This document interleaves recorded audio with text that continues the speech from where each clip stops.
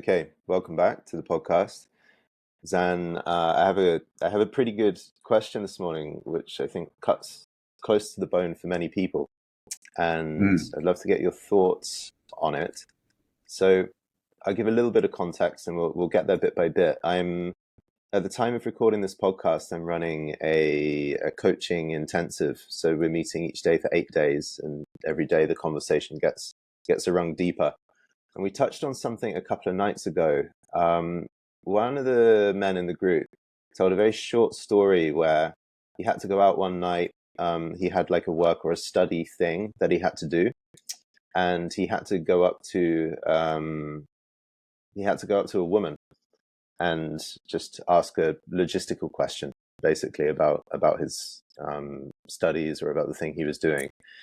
And he got in the building and realized that she was hot, and he was attracted, and he had to go up and speak to this woman. And so there's that moment of recognition, like, wow, I have to do my thing, and she's beautiful, and that's exciting to me. So he takes a moment, straightens his proverbial tie, and he walks up to her, and he asks for his whatever it is that he's asking for, right? His form, his time slot, his information. And he realizes as he approaches her that she is absolutely indifferent to him, in her whole attitude and demeanor. So Okay. it's not She's it's working not for it, like, right? Obviously. yeah. So Okay. it's not like it's bad manners, but there's just this like absolute feeling of indifference that he receives and that he feels coming from her. And so his instant reaction to this is that he feels it, and then he puts on indifference himself and acts indifferently and ends up just walking away, and that's the end of it. But he's left with a bit of a bitter taste within himself of this indifference. So Of I his own influence. well, the whole situation of indifference, actually. So he sat there and thinking, God, wow, like I've ended up in this place. I feel indifference, but I don't really feel indifferent. She seemed indifferent. And it took him aback a little bit. And, he's feeling his way through this. So he comments on this to the group. And I'm like, well, it's not that you actually feel indifferent. You're very affected. And you feel a sort of hatred, actually. I could tell. You actually feel a bit of hatred, which is you feel anger, and your indifference is a mask. You actually feel angry that she didn't receive you in a more beautiful way that would mirror back your own excitement. So you feel your indifference is a mask. Underneath, you feel actually a sense of hatred and anger. And underneath the anger, it's that you actually feel desire, or you feel love in a way. You desire something with her with a real sense of goodness. You feel a love for this unknown woman and her beauty, and you would love something to happen. And just because of her first reaction or response, her seeming indifference, you have kicked back and reacted into your own indifference, which is a mask of all this kind of temporary rage and disappointment that your appreciation wasn't received, or you didn't get some mirroring or some validation, or a juicy moment served up to you. And he's like, wow, yeah, that's totally true. That's exactly the process that I went through. I masked indifference because it's easier than all the rest of the stuff, like feeling my desire, my potential love for her, my anger at the whole situation. And then on her side of the spectrum, maybe she was absolutely indifferent. Maybe she has to wear indifference as a mask just to navigate her life and to navigate men and the general public and everything that she's got going on. But this whole story really had reverberations with everyone present on the call, because it's something that so many men recognize.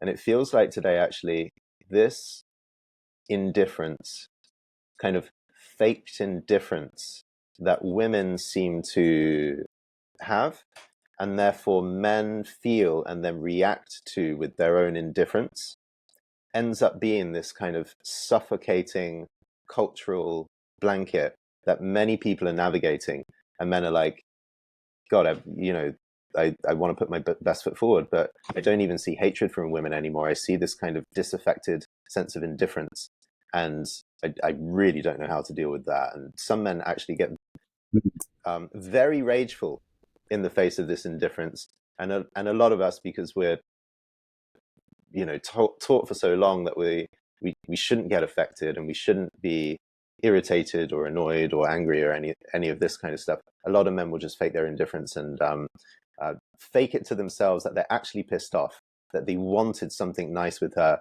and they couldn't even get any recognition back.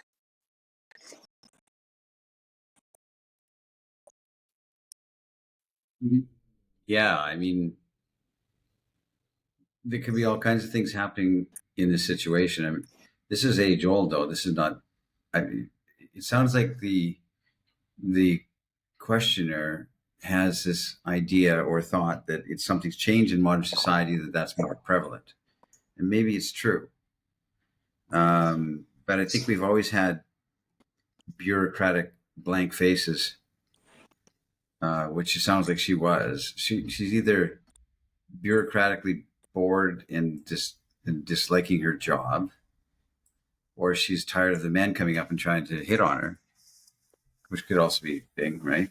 And so she's trying to shield from that just by putting up a blank face. So that, and then he mirrored it with indifference, which is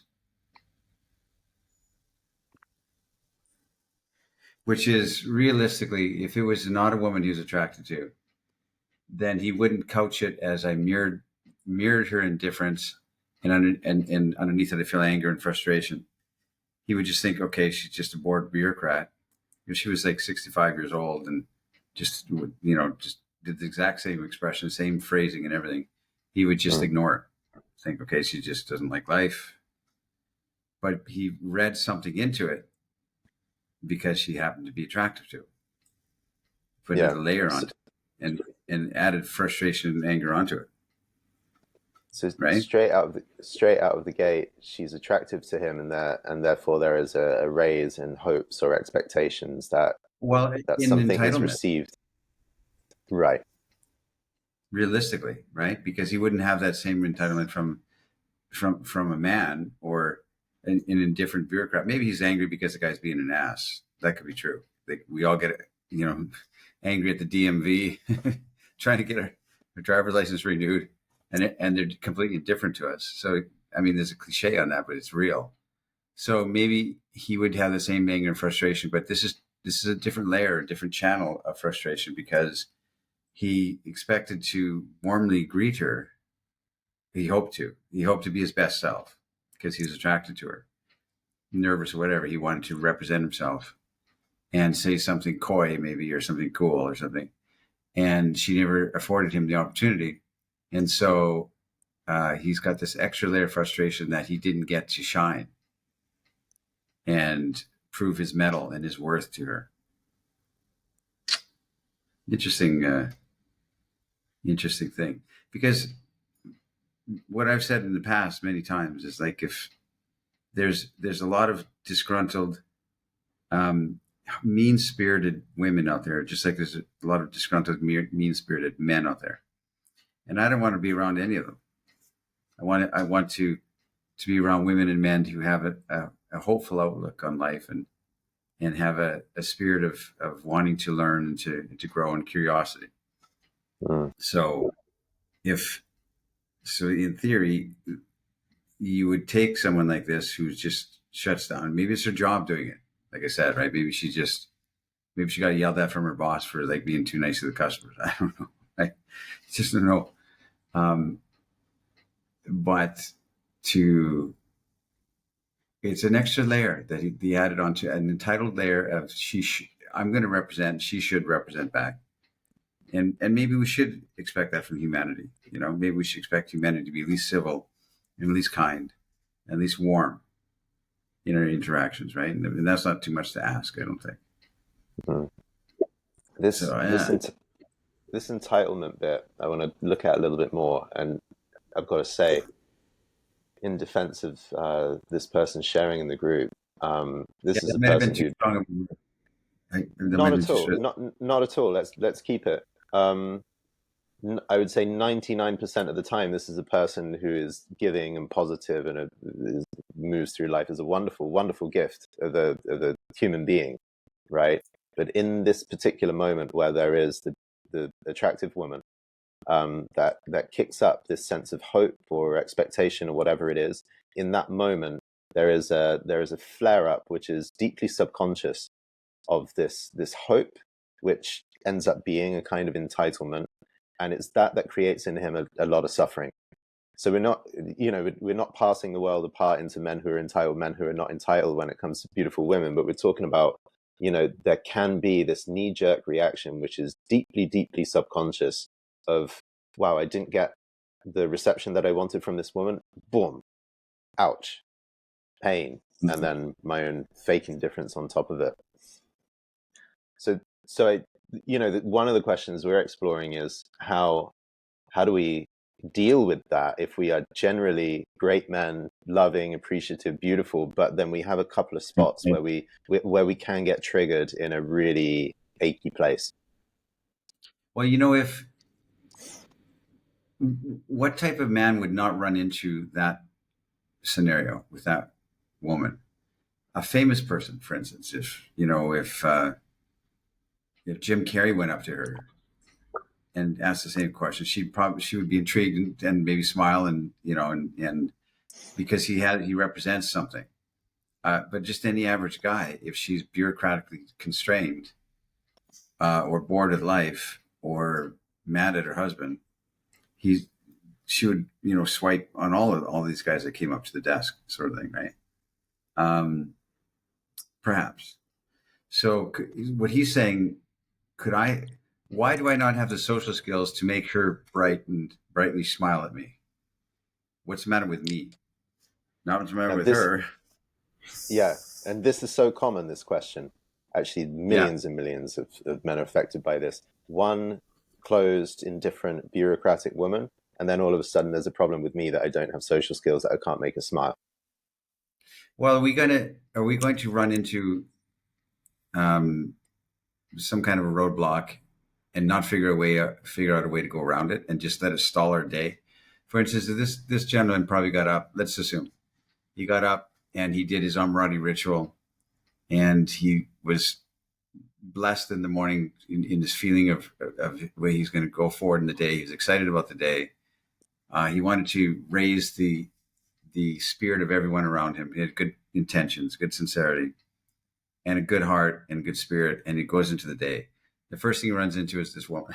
Maybe met somebody at the coffee shop that was kind of rude, but I'm okay. And then he runs into this, and it stalls you because not everybody is on that wavelength of trying to raise the temperature of everyone around, raise the emotional temperature. And so you run into these people who are dismal or upset about their day or their lives, and it's rampant and it's everywhere. And so you can take that as a hit, and you can have it stall your day and go into anger and frustration, or you can make a choice, because it's a choice, to bob and weave. I say, like the boxing thing, you have to bob and weave, go around it. Like the hits are going to come. Hits are going to be coming flying at your face. You got to get out of the way and go around it. And I've said that for years. So you can let this experience from this woman, or ones that complicated his day on top of it or before it, for instance, to really just stall him and take his energy down and break his spirit. And all that meditation and whatever he did in the morning means nothing because it ran into all these roadblocks today. Or you can just recognize that the world is full of sorrow. The world is full of disappointment, and our lot in life is to try and figure it out. And everybody's scratching their head, and everybody feels like I'm not figuring it out at all. And go around it and just say, okay, that didn't add to the learning. Excuse me, that didn't add to the learning, the experience, the emotional joy that I wanted today. I'll go around and look somewhere else. I'll keep going and not get discouraged. The thing is to not get discouraged. When we talk about, for instance, men who have an abundance with women, who are what we would say are good with women, they miss way more times than they ever hit. Just keep shooting. They keep pulling the trigger. Most guys are waiting for the perfect Instagram model, and 200 girls walk by, and they I'm not interested, or not my type, not interested, and they bat past all of these, and waiting for that one that comes along, and then they try and turn it on when they have not been turning it on for 200 women. They try and be charming and make, and is the guys who, what my point is, the guys that have large successful women, the ones we knew in school or, university or work or something like that, who seem to always have, a great success with women, are that way because they get rejections flying at them fast and hard, and they bob and weave around. Okay, that didn't work. I'm going to duck out of this. Okay, I got to get out of the way of that one because she's frustrated in life. I'm out of here. And so they go around it and they keep going until they land on something. So it's a matter of our internal fortitude, and are we going to let these little micro things hit us in the day and really raise the frustration and anger in us because she should have been nice to me. What the heck? I was trying to be nice to her. It's these little things that stop us in our tracks. It's like getting stung to death by only one bee. It's like one little prick and your whole day's ruined. So So for you, it's a philosophical decision that I walk into this blocked path and it doesn't give me the delight that I might hope to see, but I will carry on going. I'm not going to let that be something I take personally and bring me down. I'm constantly buoyed by my own intention, which is to move towards beauty and spread something beautiful in the world. So I'm not going to take this personally. Yeah. Yeah, because you're going to run into it no matter what. Not all people are going to be on the same spiritual plane as what you're trying to seek, and you've got to transcend it. You really do, which is a good little lesson. You have to transcend it because it's not going to. It's like skippity doo-dah, and you're dancing down the street, and you want the everybody to tip their hat to you, and like you see in the 1950s movies, singing in the rain, and it ain't happening because the rain is raining and people are miserable in the rain, and no one's dancing and singing in the rain. And you're not the protagonist. You're not the protagonist. Yeah. So I came across a really, really beautiful theory at the start of the year that gave me some light on this, and it's an idea from psychology about normal narcissistic needs. That's the word for it. That a child growing in their early years of formation has normal narcissistic needs. So we have needs that serve or supply a sense of narcissism, like I am here, this is me, I exist here in the center of my reality, and I'm therefore alive and entire as a person, and that this is normal. So this is what we, all of us actually have to have a certain level of mirroring from the world outside so that we know we exist. And if we don't get these normal narcissistic needs fulfilled, there can be a sense like our entire reality and sense of self is flaky or crumbling. So ideally, a child around the ages 2, 3, 4, 5 is going to have a good, stable supply of these normal narcissistic needs being met so that we can feel whole and entire. And these are things like validation, mirroring, empathy from the caregiver. We also have a need to idealize somebody. So like the mother figure or the father figure, we idealize someone, and then we get the validation from this person, and it helps us feel soothed. Like, this godparent figure that I see, my mom, my dad, they see me, they care for me, and I can stop crying and I can just calm down because I know that I exist and my life is not at risk, basically. So it's very different from like a narcissistic personality disorder, which is you grow into the adult and you you think you're the only valid person in the universe. But this is something we all have, and a lot of us carry these needs into adulthood. A lot of us kind of come to terms with them or find ways of existing so that they don't trip us up. But a lot of us go into adulthood and it's like, yeah, I still have this need to idealize a woman or idealize a man. And I still need empathy and mirroring from the world. And when this doesn't happen, let's say your normal narcissistic need is not supplied by your caregiver, typically the one regular response is a normal narcissistic rage, which is, what? I was crying and you did not come to soothe me. Fuck this, what's going on? How dare you? I feel like my inherent sense of existence is up for grabs, and you're not giving me this sense of I exist, right? So it's less about like, beautiful women are flirting with me, therefore I know that I'm a cool guy and I've got what it takes, and that gives me mojo. But it's more like, God, I need a certain amount of pinging. We have so many guys that get into the theme of subcommunication that you teach, because it's like, if I walk down the street in the middle of the day and 2 or 3 beautiful women look up at me and our eyes ping, then it soothes something in the heart. So like a subtle sense of distress that we are not conscious about. I live in the world and no one pays attention to me.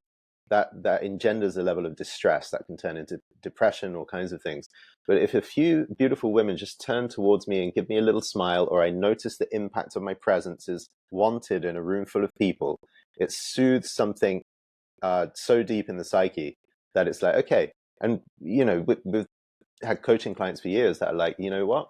I went out and I spoke to a couple of women and I got a good reception. I don't need to take anyone home. I don't need any numbers. All is right in the world because I'm fundamentally seen, and I feel like I exist as a person who's worthy because I got some pinging by women's eyes, right? So this is deep layers of the psyche. And what I want to say about this indifference and how much of a weapon actually indifference can be.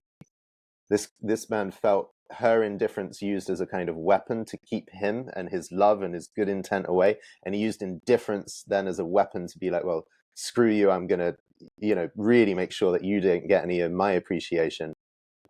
It covers up such deep wounded places in the psyche that like I want to speak to the depth of where this comes from.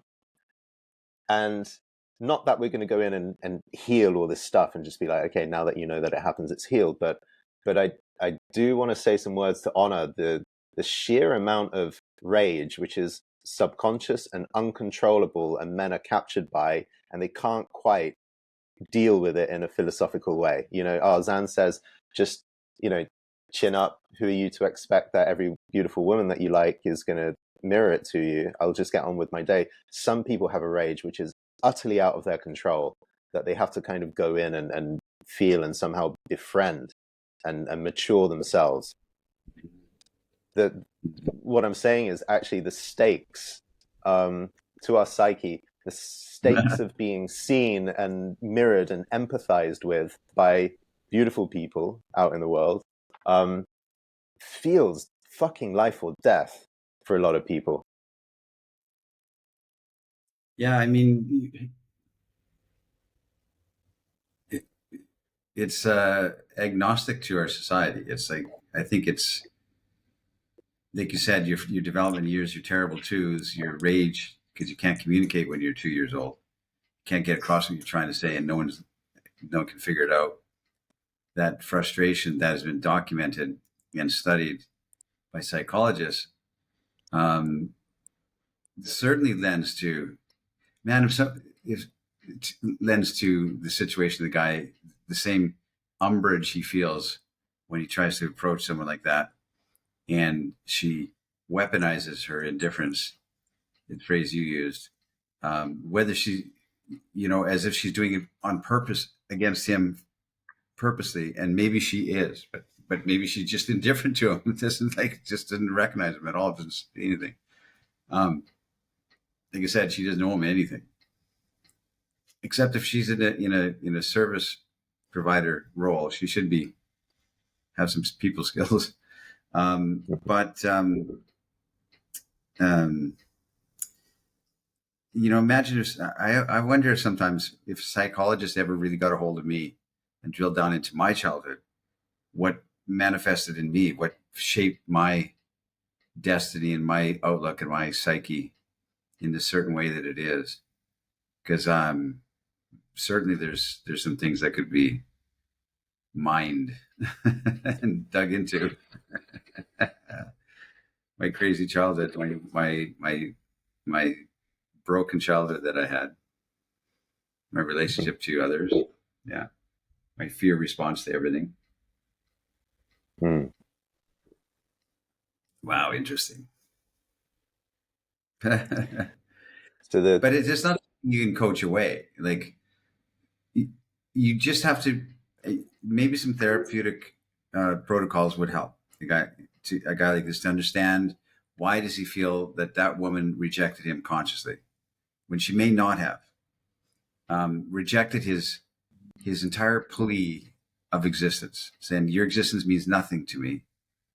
Not your approach, but just that you exist at all doesn't mean anything to me at all. And why is it such a heavy thing for him, and why does it hit him so hard? So maybe some psychologists or psychiatrists could really dig into it and help him to have a better approach to the next time it happens, for instance. And or he could just make conscious choices and say, that doesn't serve me. It's like a lot of people will look at a philosophy of positiveness and say, yes, how can you, okay, that's wonderful, but the world sucks. You can be positive all you want, and it's going to be hammered and hammered and hammered. But yeah, I get it. But what else do we have? You could be locked away in prison for 40 years and have the best spirit and perspective on life of, lots of people. So it's a choice to choose how we want to show up in the world. And if we want to make our day happier and brighter and others around us, by doing so, it's a conscious choice to do so. And we all, if you look at at this modern therapeutic stance we have nowadays, 150 years, we've had talk therapy, 100 years, 150 years. Talk therapy is new.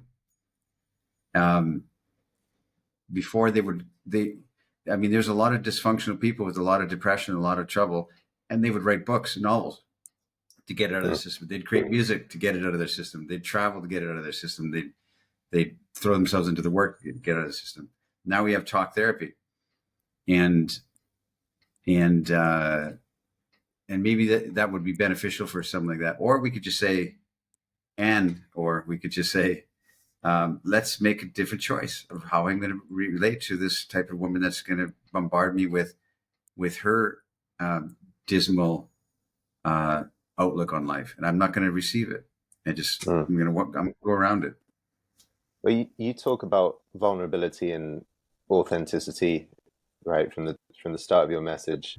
I think any modern therapy is going to end up in a place where you want to connect with a woman and she's indifferent, and you feel like that's a lashing. You received a lash, and it's painful. Well, the thing to come to terms with is, okay, you could fake indifference, just walk away and act superior, puff out your chest, like it doesn't bother me, right? So that's the mask. You explore underneath the mask. So one level is, yes, I feel anger and I feel kind of rageful because I really wanted a good moment. So you come to terms with that. You breathe, you let the anger, you let the rage exist rather than just pretending it doesn't. You learn how to tolerate your own sense of rage. And then the next thing you come to terms with is the vulnerable part of, God, I really wanted a nice moment with that woman. I really, like, from some innocent place within me, I just really, really wanted that. And you allow that to be felt as well. I think this is where so many of the kind of more misogynistic men's conversations go askew because they stay actually in the indifference, or they stay in the anger. But you need to get beneath that and realize, actually, all along, I would love to have gone in there and flirted with that pretty brunette and just said something that cracked a smile, and I would have got the glimmer in the eye, and I would have walked away and felt like a champion. I really wanted that. I want to have that effect on women. I love women because they have that effect on me, and I just want to play with that. And there's a longing and a sweetness and a desire in the heart. You got to be able to feel those textures within you, and then walk away and feel a little bruised and a little vulnerable and be like, damn it.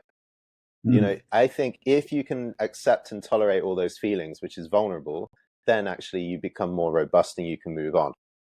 So you stop being like, oh God, such a, or the other one, she doesn't pay any attention to me. I have to go home now and watch 4 hours of YouTube videos to try and learn some social skills. Complete, actually, denial response to what you feel. Yeah, imagine a life in any era that is lived to, say, 80 years old. And in that lifetime, there's nothing but little disappointments and little frustrations, little indifferences like that. So that we become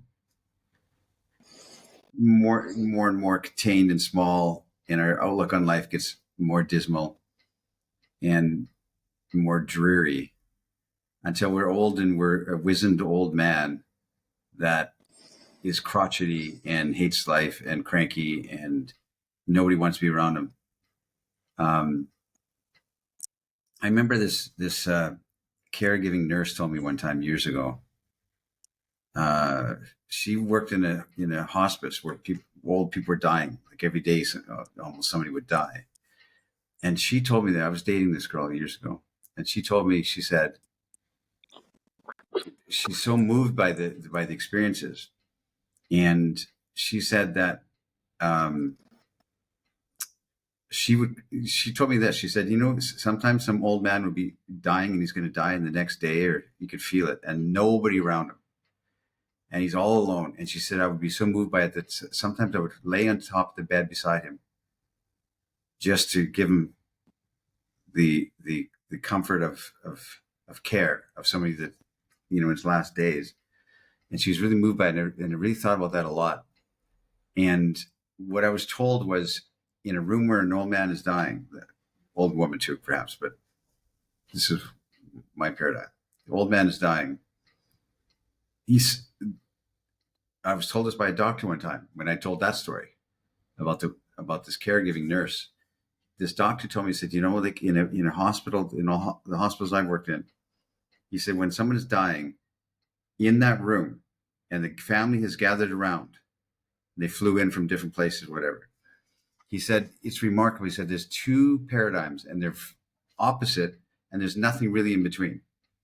In my view, they're either, the family comes around, they haven't spoken to each other in 20 years, for instance, and there's a negativity in the room, and the old man's dying, and good riddance, but they have to come for affairs or something like that, and they come in the room and nobody's.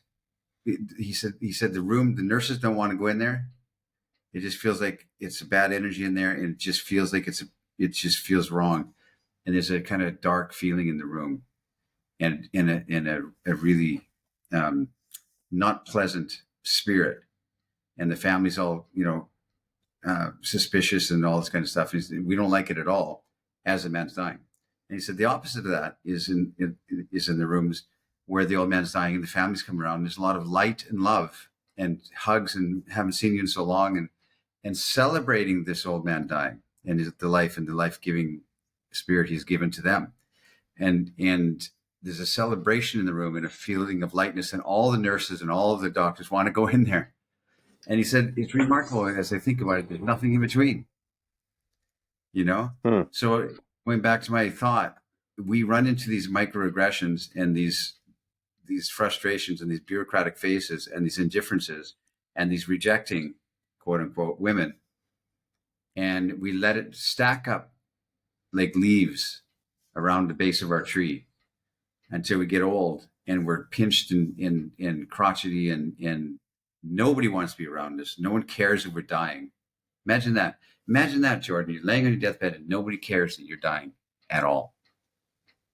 I mean, people might be around, but they're like there to scrape whatever they can off of the leavings, off the stain that you left behind. They're trying to scrape up any value out of the stain you left behind. Imagine that. No one cares. In this world of so little caring, you know, what an amazing thing. So it's a choice.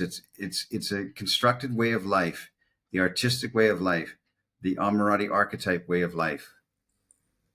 That by choice you forcibly, you know, align yourself with the kind of artful experience you want to have in life, and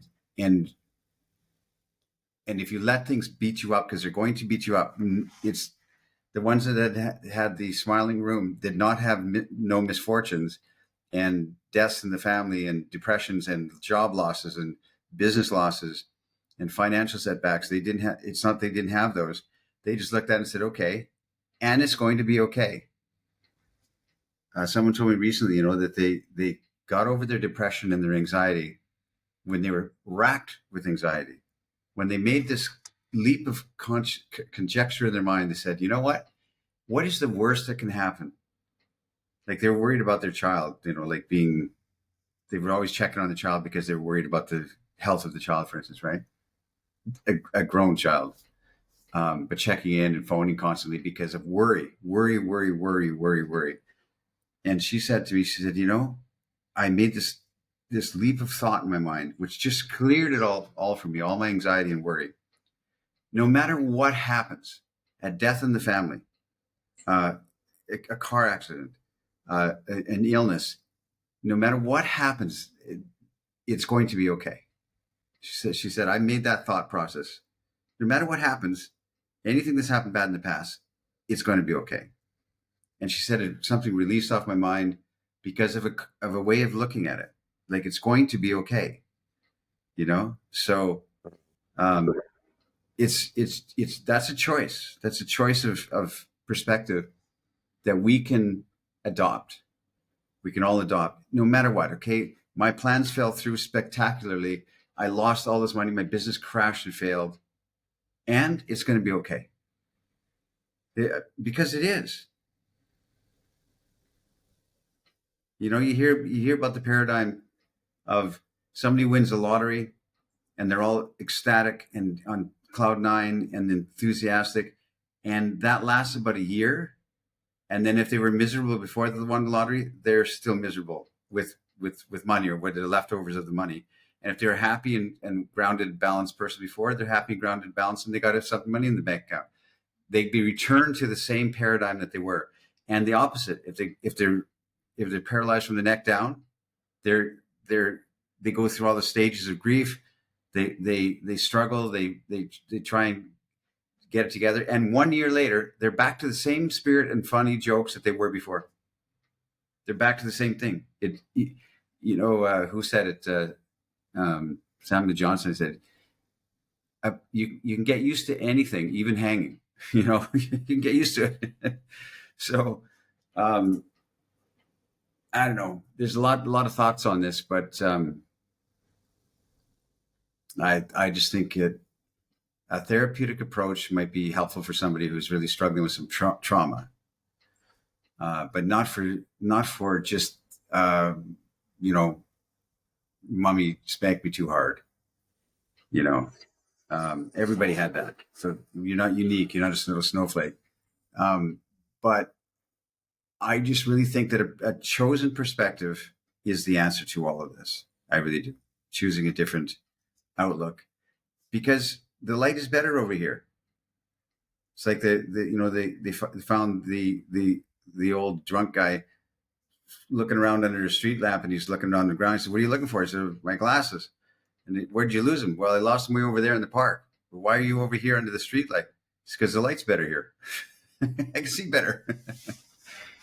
So a lot of people feel that their presence is continually rejected from the world. like their being, their good intent, their Sure. And I sense of get wanting that. to I want reach to out. be that. Yeah. And so people calcify into cynicism and anger and a negative life perspective, and end up being the dying old man who's avoided by everyone around them, because at some point their accumulated experience became such that the the person's energy closes in on itself, basically, and it turns into a kind of a hostility back towards the Correct. world that has rejected them in the first place. You're saying the perspective shift actually can open that up, right? No, actually, I'm going to move into the light through a choice, and let these reactions go bit by bit, to live more accordance with this choice that I've made I of think who I so. want to be. Yeah, I think so, because the world is not going to cooperate. You have to forge So, yourself. You have to, you have to put yourself through you're going to go through the fire, and you've got, you can either be burnt up or you can be tempered. So one of the other men in the group said um, he's noticed a lot of this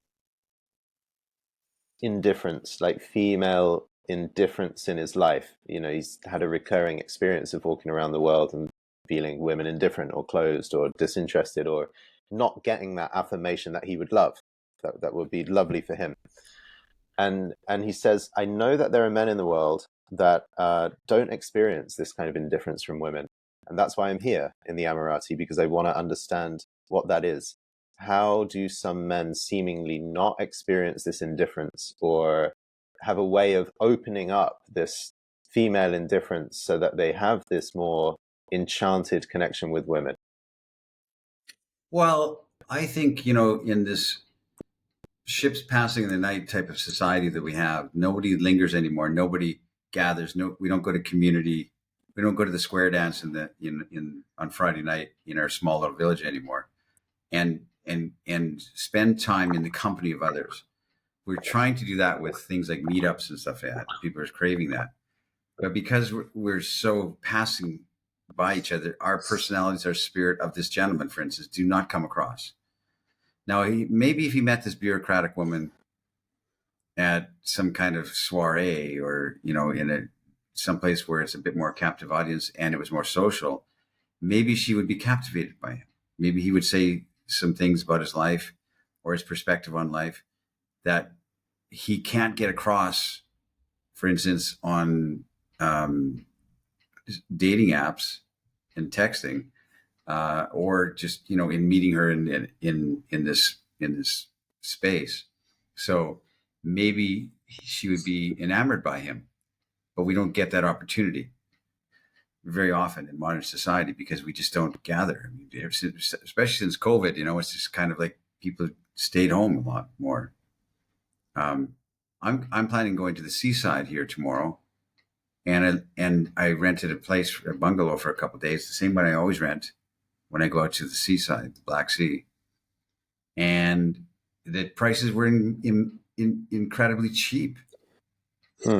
And you find out because people are just not, they're just staying home a lot, because, so it's like, so I'm going to find out if there's anybody out on the beach tomorrow when I go there.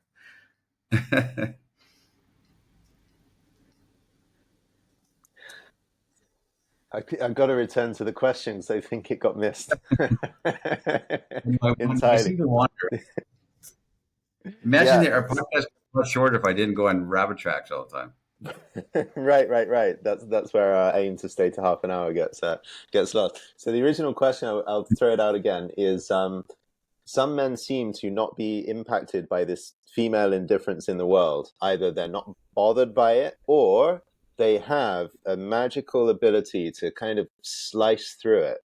Um, you know, uh, my buddy here might not have evoked the laughter and the sparkle in this bureaucratic woman, but you might have approached her and said a little something, and as you turned your back, she might be looking over and cooing and softening and all the rest of it, and make herself available, right? A tiny little bit more. So, what is it about the men who seem to melt through female indifference. I tell you what it is, I think, is they, and it's cliche, but they just care less. Like they really are not, you said like they're not so bothered. They're untrammeled by this herd of women that are trying to knock them down. And they pick themselves up, they laugh, they dust themselves off, and they go around it and they say, "Oh, that didn't work." And realistically is what it is. It's choosing to be indifferent, to be, they just care less, and they are more fun. They enjoy it more. They thought, well, I tried. She was kind of mean to me, and they laugh it off. They laugh. They have the ability or the conscious choice to laugh it off because there's other opportunities out there somewhere. And so I think realistically, they are having fun in their day. They're having fun. They think that was a fun interaction, even though it didn't work. They smile and laugh. And I tell you, they keep trying.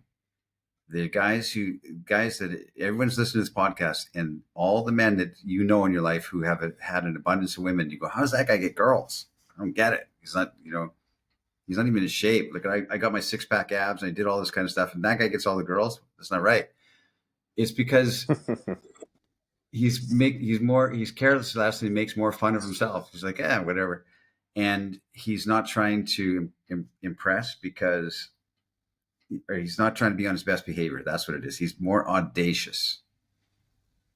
What David D'Angelo back in the day with W Dating Book called cocky funny. And he got that right. If you're pure cocky, you're a bit of an ass. And if you're funny, you're nice to be around. It's pleasant. But if you're cocky funny, it's like something that burns through the shield and the indifference level of women, and they are drawn to you. You're representing that you like yourself. That's what it represents. Yeah. That's why, like hygiene is important. Women look at your nails. For instance, one of the first things to look at is your nails and how you construct them or keep them clean and, trimmed. It's subconscious on the woman's part, but it's a little signal on how you view life and how you view yourself. Do you like yourself or not? If you're bum, you wear just a slobby t-shirt and a slobby hat, it represents that. All these things are little micro signals that you like yourself, and him being audacious and having fun, smiling and winking, the whole, paradigm of what we talked about, cuts through the artificial shield of women who are trying to be, and they might even turn it up more. They might even say be even more quote unquote indifferent because he doesn't care, but it just makes him laugh more. And he's not worried about his impression. He's having life in enormous fun in life. And he's inviting her into that. And if she doesn't want it, that's okay too. Mm-hmm. So it's not indifference that he embodies. It's being unaffected, truly being unaffected by whatever indifference as a weapon or generalized indifference or attention or non-attention she gives him. Absolutely unaffected. But at the same time, if something cocky and funny occurs, I'm going to blurt that out and have whatever fun occurs to me in the moment, in the situation. That's because kind of like a dual, two things going on at once. Yes, and if he continues, he's going to run into this resistance from women who are not having a nice experience in life or a nice day or whatever. But if he continues, doesn't take it personally, that's the biggest thing that makes the difference between men who are successful in this endeavor in life and men who are not, is they don't take it personally. They realize that people are upset, people are hurting, people are sad, people are sick, and they don't take that personally. They don't blame themselves that I could, if he was sincere in saying, I want to go up and say, hi, you look pretty, or hi, make some joke, and he doesn't get a chance or she doesn't receive it well, the guys who, he can look at himself and say, I was sincere in my attempt. I really wanted to maximize the experience with her. I wanted to have fun myself, and I wanted her to have fun too. I wouldn't take anything. I just wanted to be that guy. didn't get the opportunity for whatever reason. But he doesn't blame himself because his sincerity is on display when he looks himself in the mirror. Were you honest in that attempt? Yeah. Did it work? Nope. But I could sure look at myself in the eye and say, at least I tried. So there's something in that knowledge that you tried, it didn't work, but you can try again. That gives you the lightness, gives you the less caring, gives you the audacity, gives you the non-politically correct way of expressing life. So let's say you're next in line to go and pick up your document, and our buddy has just been callously rebuffed. Or he feels like he's been callously rebuffed. Actually, all that happened was a haze of indifference that he felt and reacted to. Actually, it did not even that dramatic or overt. You're next in line. What does Zan do to our beautiful, tired, observe that, right? bureaucrat? I might make. Let me think. I wouldn't put her on defensive and say, "Hey, well, you sure not nice." Even I don't think I would do something like that. I don't know what I would do. I would probably make some kind of wisecrack about something, and see if she responded. And she may look at me with one eyebrow raised, which is a response. Or I may detect that she's just not. I don't know. It's because maybe I detect that she's just not a nice person. It would feel like my gut says she's just not nice. And I don't get my time of day. I get my paper too. See you later, lady. Get my paper. I'm out of here. Go find the guy and have a beer with him. So, well, it's interesting actually. Your gut actually gives you an impression, and then you take a choice. Like either this generalized indifference that she seems to embody is that's not really who she is, and you're going to make a wisecrack and just see if you get through that, or your gut is actually going to tell you, actually, this energy is really turned off, and it's not even something I can play with. I want to reemphasize that it's going to happen, and you're going to run into this, and all you can do is like I said, go around it, and because you're going to run into this no matter what, and it's just a choice. You've got to make a conscious experience out of this, and laugh it off, and carry on. Now that might be difficult to say to somebody with low self-esteem who's trying to burgeon out of that. He's trying to blossom out of his low self-esteem. He gets some encouragement. He goes forth with his breath held, but he's like brightly moving forward. And then the first thing he runs into is a woman like her. Knocks him right back down to his 2-year-old self-esteem, lost loser self that he's always thought he was.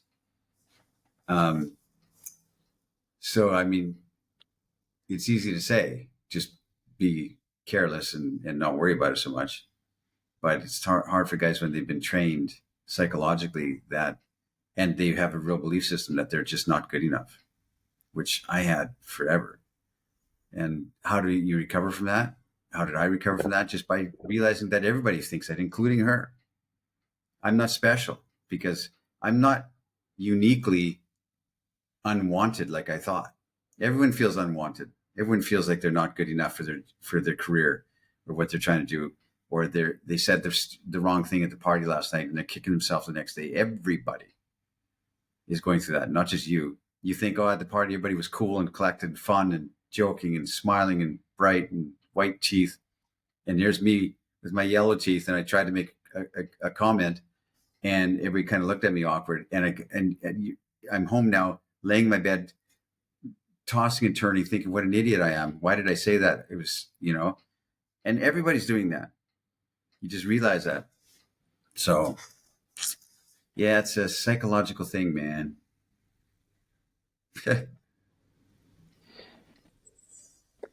All right, let's wrap it up here. Well, hopefully it was helpful, because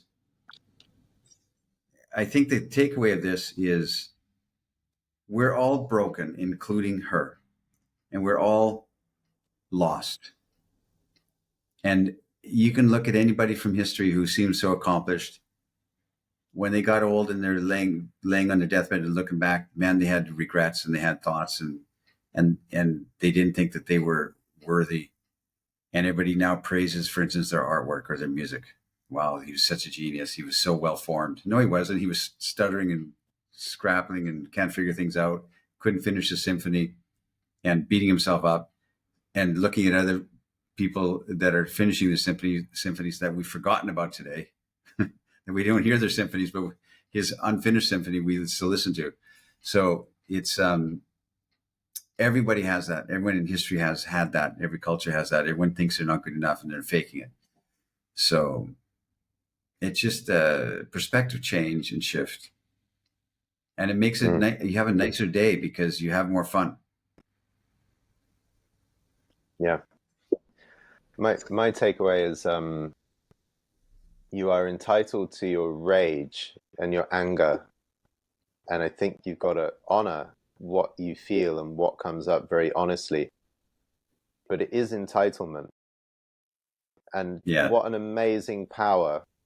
Beautiful women, I mean, and I think are not quite trained for this power of, I mean, this bureaucrat, let's say she deals with 1,000 people a day and 500 are men, and they all come in with hope that they're going to say the thing and get the smile and get the feminine response from her.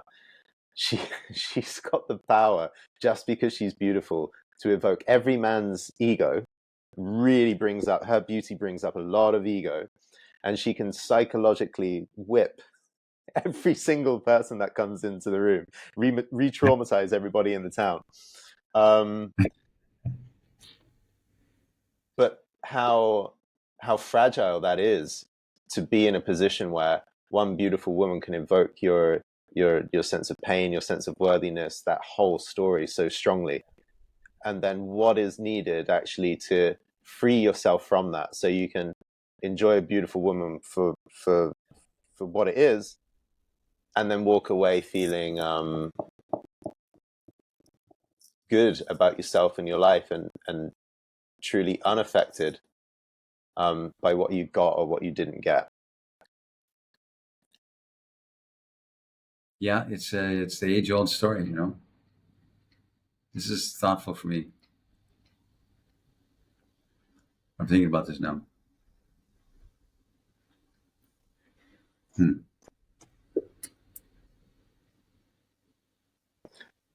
All right. Leave your comments, questions, stories below. Let us know how trapped you get by your inner narcissistic two-year-old in these moments, and let us know also if you really honestly feel that you got over that somehow, and what's been really useful for you. Add to the conversation. Okay. Interesting. All right. See you next time, Zan. Make sure to subscribe, sign up for the newsletter, and watch out for events coming your way soon. Okay, see you guys.